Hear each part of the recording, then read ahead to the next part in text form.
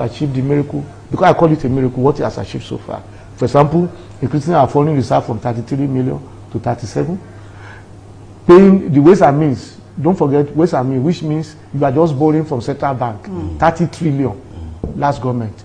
You have paid all the debts off within this 1 year plus. That's a miracle. And then 7 billion in terms of forest backlog. You have also cleared that. That is a miracle. How do you achieve it in the midst of all this? Okay. Don't forget that airlines were departing. Yes, I just wanted to quickly ask you a question, because I know that we have to go any moment now. I want, again, you were talking about the miracle that the president has performed, but one of the biggest challenge today is the issue of transparency and accountability, and a lot of people feel that that's not, in terms of governance over the years, they haven't seen, transparency.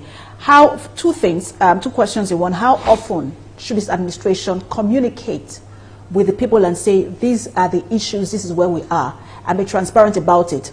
And then in terms of the youth confab that is coming for what, going to be done for 1 month, people are also skeptical in terms of those who will represent them. How should that be done, and how should the young people be drawn across the country?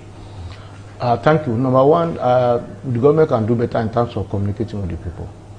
I think we can do better in terms of communicating with the people. But the government really has great achievements, which the Nigerian people are not being told.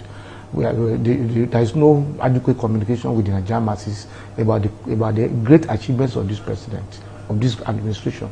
And I think we can improve in that area. And I think that's an area I want the president to look into, to improve the communication with the Nigerian masses, to let them understand that the present pains they are going through will soon ease out. Look at it.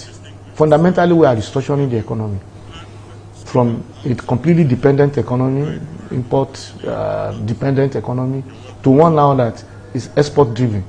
For the first time in maybe decades, export exceeded imports in Nigeria. For the first time. That's a major restructuring of the economy. Not only that, you find that even this issue of energy, the energy issue we are talking about, fuel prices being extremely high and thereby driving inflation.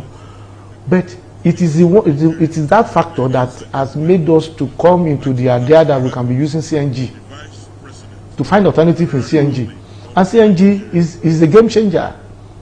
And I see Nigeria in about 5 years' time, I see most Nigerian vehicles being powered by CNG, maybe 90% of the vehicles. And I was watching somebody on your program, I think it's on TVC, yes, and this woman was saying that she used to buy fuel of 45,000 to fill her Toyota car, but now with CNG conversion, she's spending only 14,000. See that gap?